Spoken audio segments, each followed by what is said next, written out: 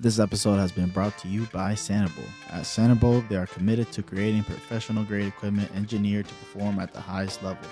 Anything from focus mitts to shin pads and boxing gloves.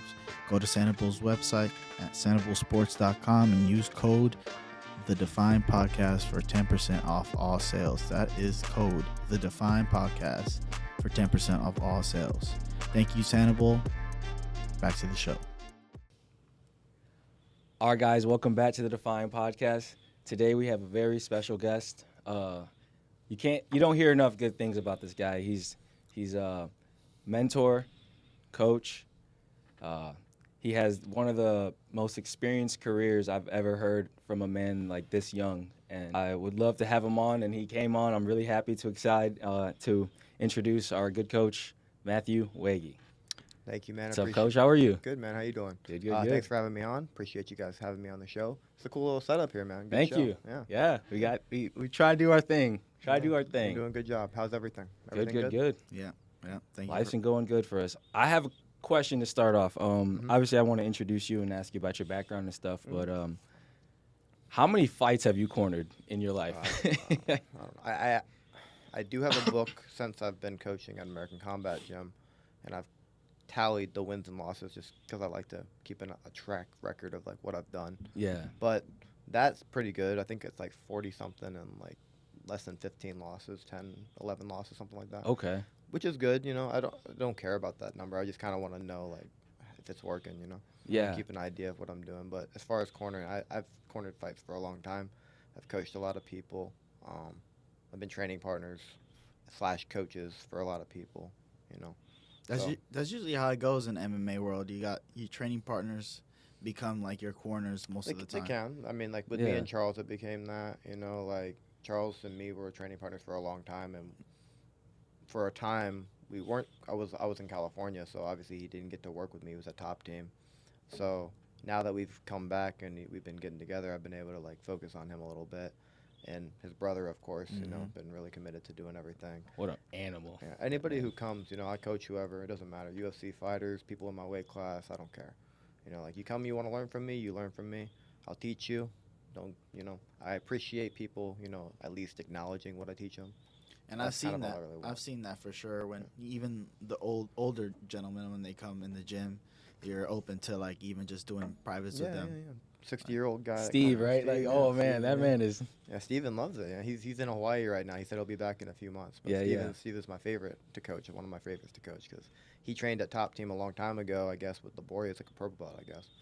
But he came in. He's like, I want to do just your class, and then he eventually that's came to crazy. all the other ones. But he came to all the pro classes, man. It's amazing. Does all the stuff, you know. He's a good guy. Good guy too. I like Steven. No, see, it just brings me back to your experience because. You've been to the Junior Olympics. You've wrestled in college. You've had over 30 fights. You had an amazing amateur career and a great pro career. So, and you're coaching and training like high level people on a daily basis. So to me, that's not really normal.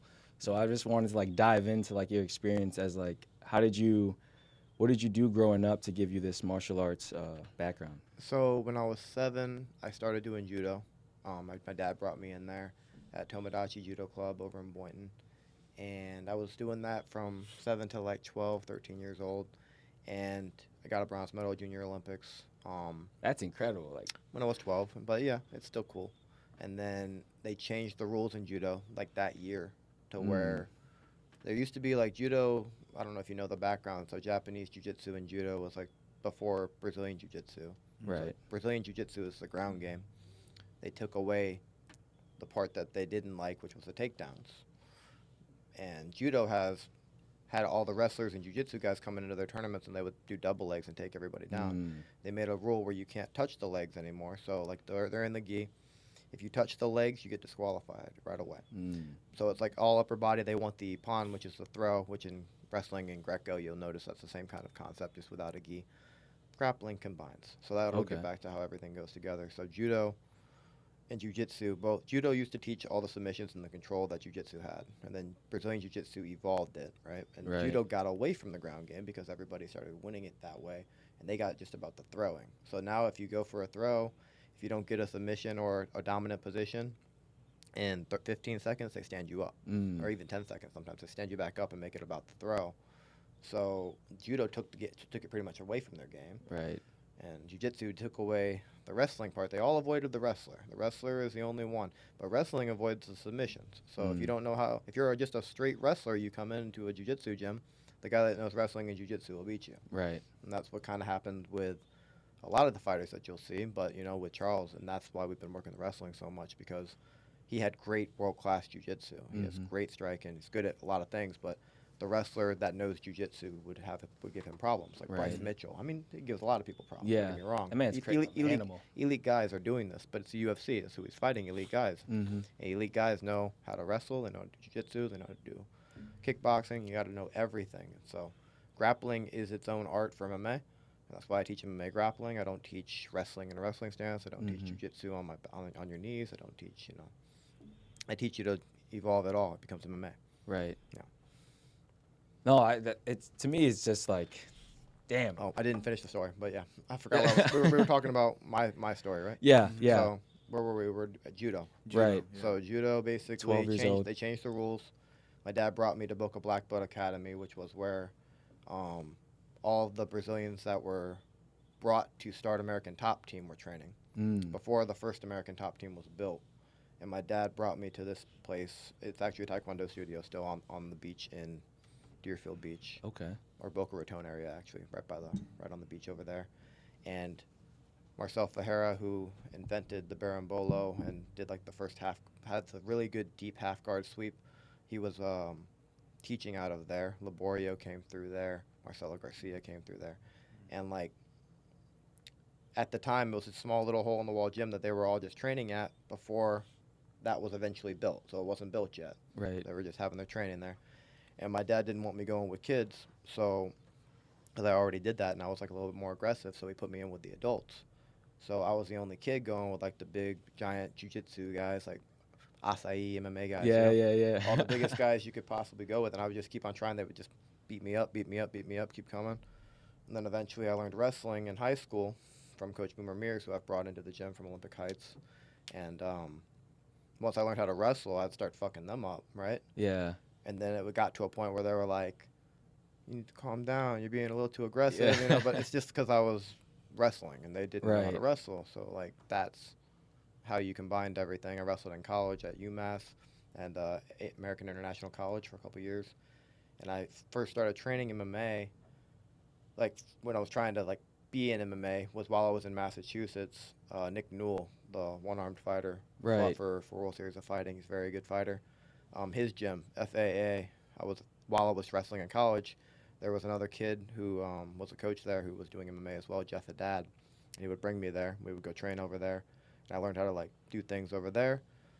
Then after college, I was there for 2 years, came back to Florida, had my first amateur fight at Renegades. It was the first one that they had, Howard Davis Jr. Oh, you had your first fight at Renegades? It was the first that they had at Renegades as well. It was 2011.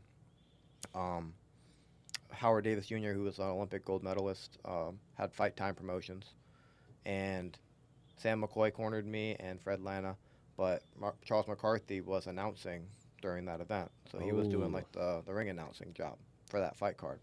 So after he saw me fight and I won my fight, he invited me to come to the gym. Yo. So when I was 1-0, I came to ATT Boynton at the time, which is what McCarthy's gym was, and I would train with Rosa, Angel Corchado. We had Kimbo there too.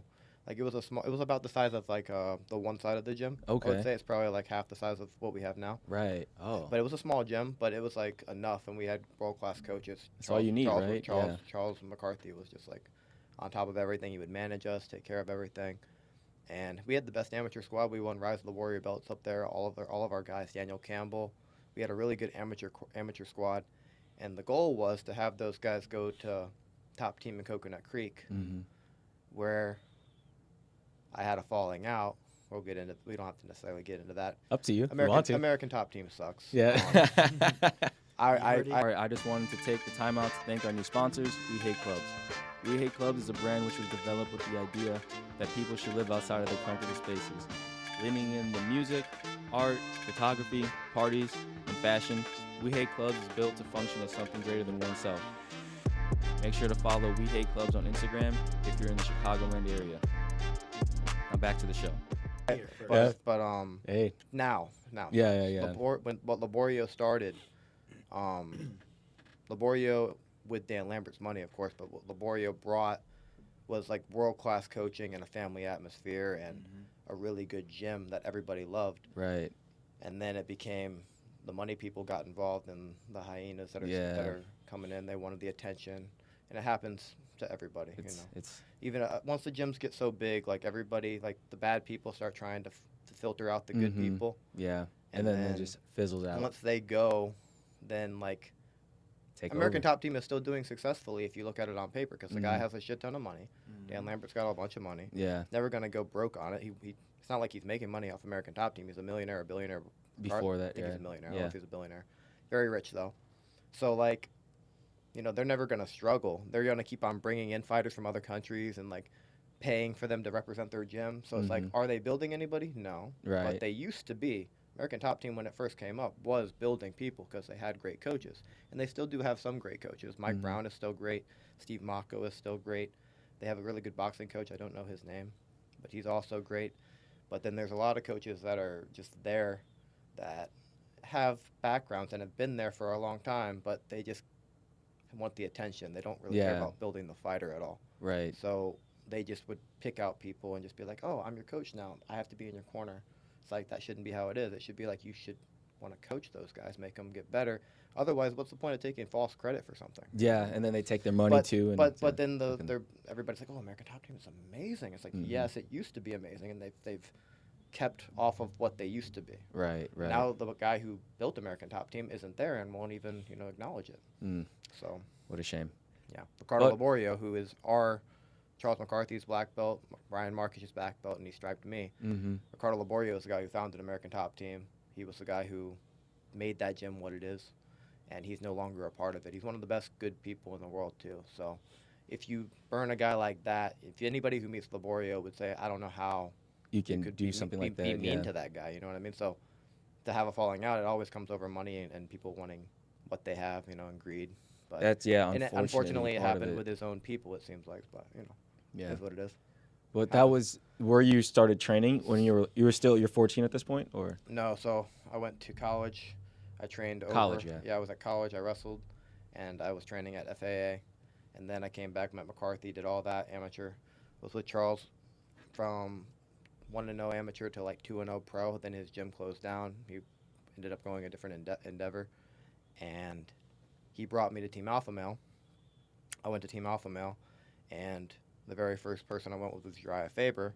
Oh. And then I had an arm through him, and then it was in a wrestling class. Had an arm through him, and he's like, "You're on the team." I'm like, "Cool."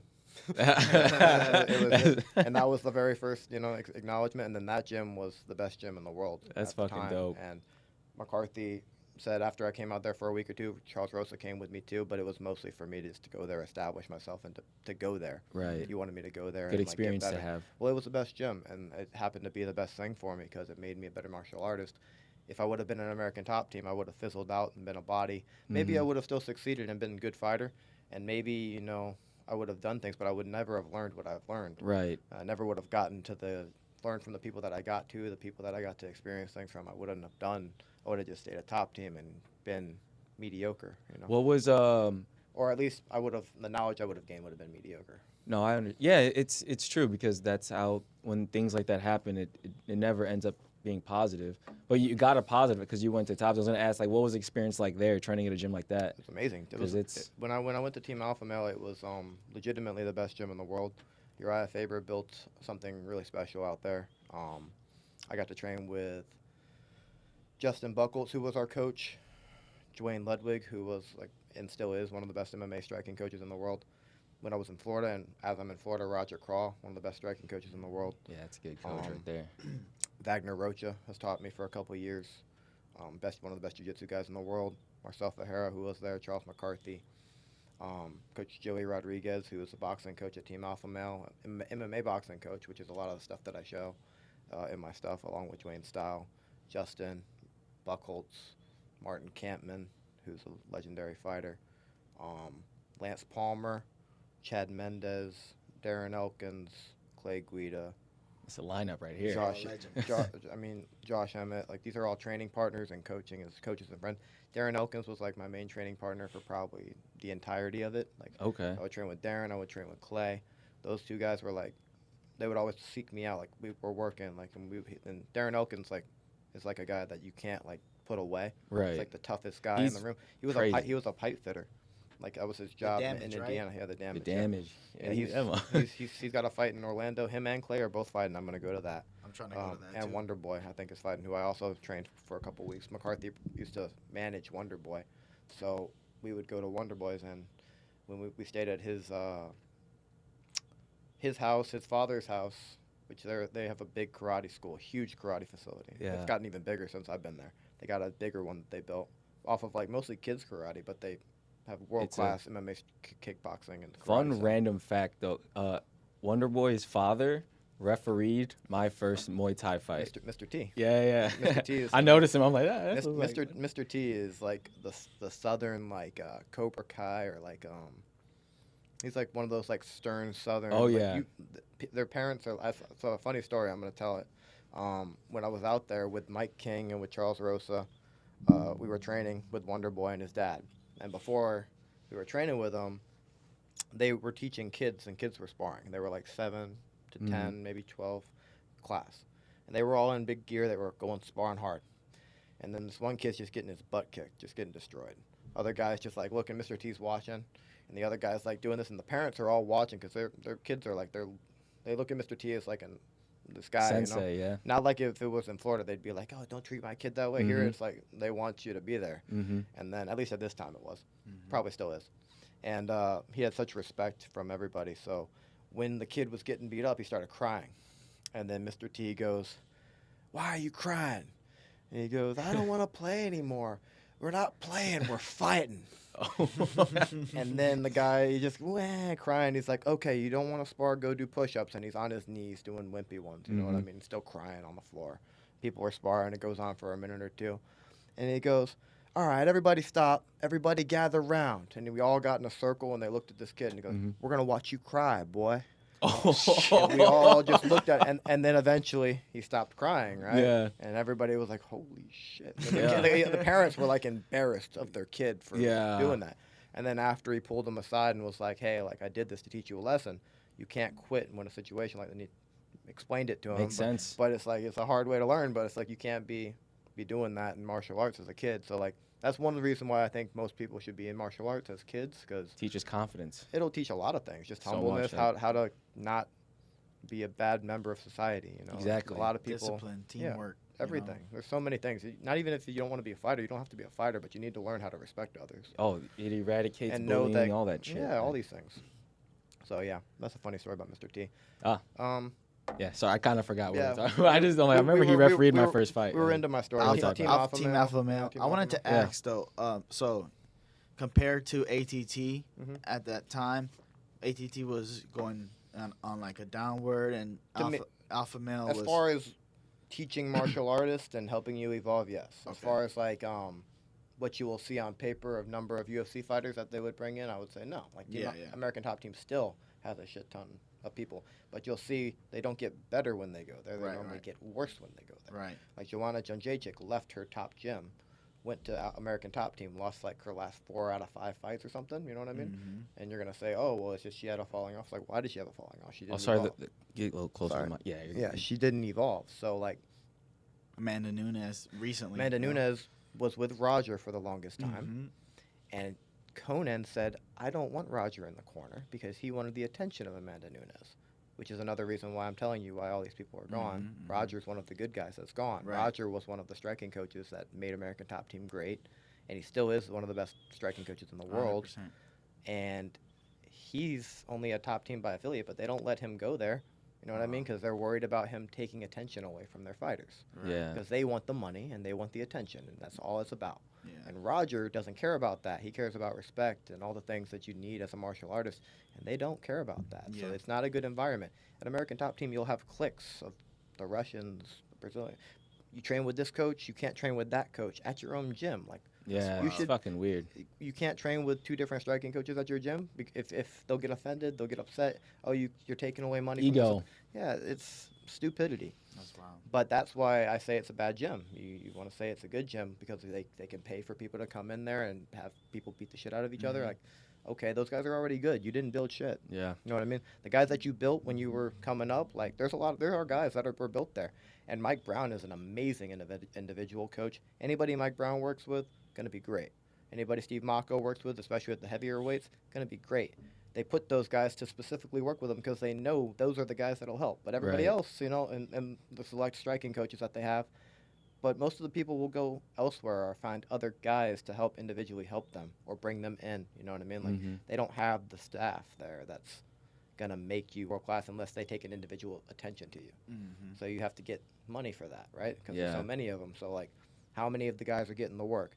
You'll probably have the same experience at Henry Hoost Gym to some degree. Probably not as much because it's not quite as big as Top Team, but it's close. You know what I mean? Like, there are different ones, right? Yes. People that will get more attention, and that's just the way business is. And It, money. yeah, it's You know, it's it happens that unfortunate, way, and it yeah. might happen at our gym at some point if we had so many big high-level guys. It's just you don't have time for everybody, but you should still run things a certain way. There should be, like, respect. And at Team Alpha Male, we had like 50 guys, 30 to 50 guys consistently that were always there, and then people from all over the world would come in, but we had a curriculum and coaching staff, and everybody was helping one another, and it was just like There's no clicks. it was like a brotherhood thing. It wasn't like nobody was like there's 2 people. There was like one person that I had a problem with, and that's TJ Dillashaw. That guy, that motherfucker was never a good partner, never a good person. But he was a good training partner. Well, no, he wasn't. Like, he would hurt you? He was good work. He would try to hurt you. Yeah. So that's true. I heard that he like tries to like he'll like. Yeah, he does. He's a I've heard dickhead. people say that to me too. He's a dickhead, but he's a talented martial artist. But he's been cheating his whole career. So what do you gonna say? You know. But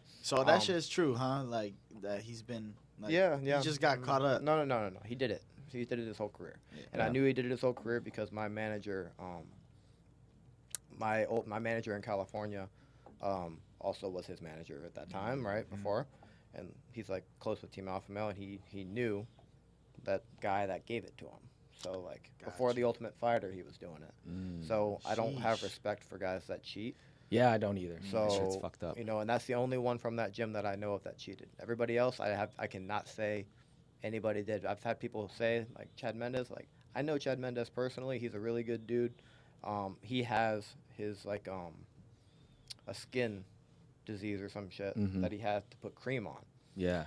And it legitimately will go on his whole leg. It's really disgusting looking. And that's what he had. His steroid cream was what he got popped for. But he didn't really care because he didn't love fighting. He loved hunting and getting away from things. So he just kind of was like, whatever, dude. Like, I can't fight this. They're going to think whatever they want. But Chad didn't give a fuck. He went out, hunted. He made his money. No, fucked off. Yeah. And then he came back and he fought, you know, Yeah. and he's a great fighter, you know. And maybe he is, but I don't think he is. And I think he's a better person than TJ, so I like him better anyway. Of course. But I have no reason to believe that him or anybody else at that gym ever has. No, I don't know. People have in told the me sport, that it's in like California, they have crazy. a healthier lifestyle. They eat healthier. They're raised healthier. Like Uriah was given like vitamins and stuff, and his parents were always really health conscious. He eats very healthy. I've been over Uriah's house many times. He's brought me to places.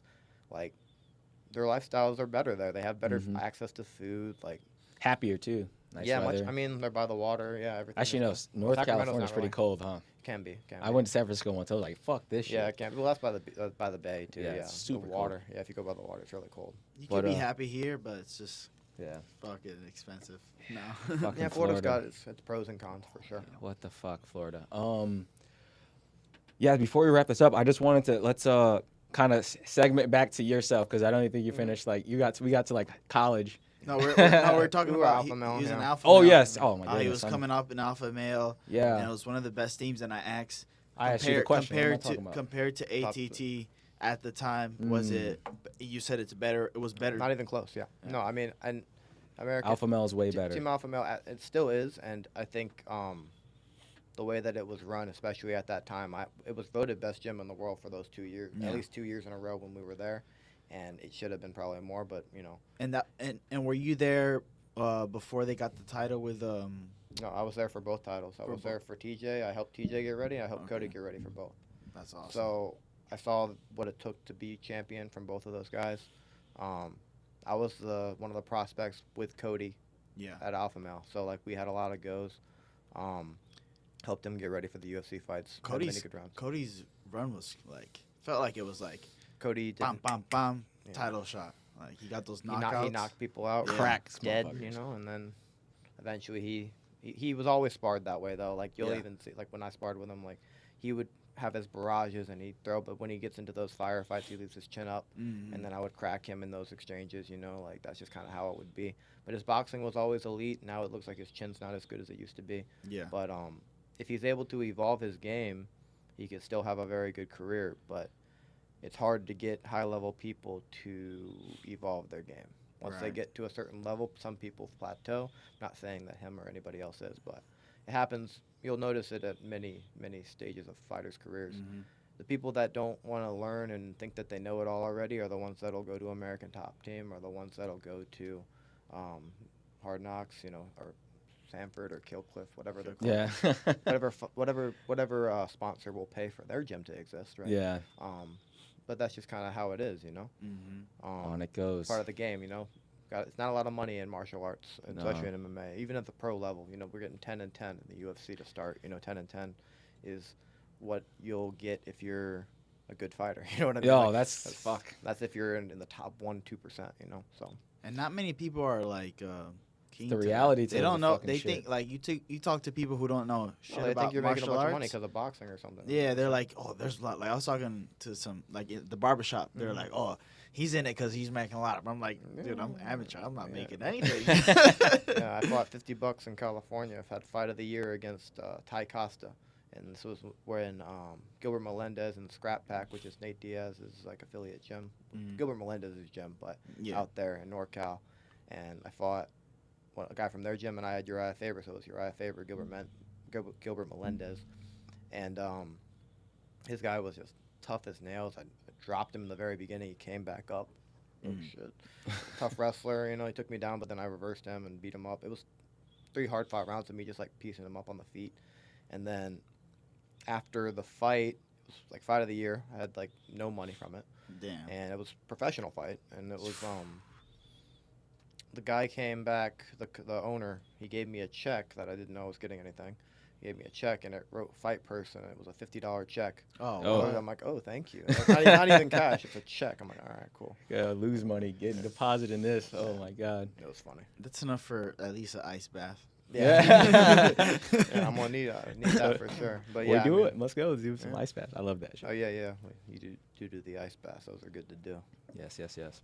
Used to have a sponsor for cryo, but I don't anymore. I haven't gone in a long time. Yeah, people also say the reality of the trying to be a successful MMA fighter is intense. It takes a long time. Some people get lucky. Some people It's all who. It's I a lot mean- of who you know. It's a lot of being available at the right times. It's a lot of like right place, a lot right of time. politics. There's a Wrong lot of place, right time. all that. being there. You know, like it depends on a lot of things. You know, it's a lot of different factors that go into it. Yeah, So Not every. they just offer. Well, potentially I could be fighting Diego Brandao, who was the Ultimate Fighter winner.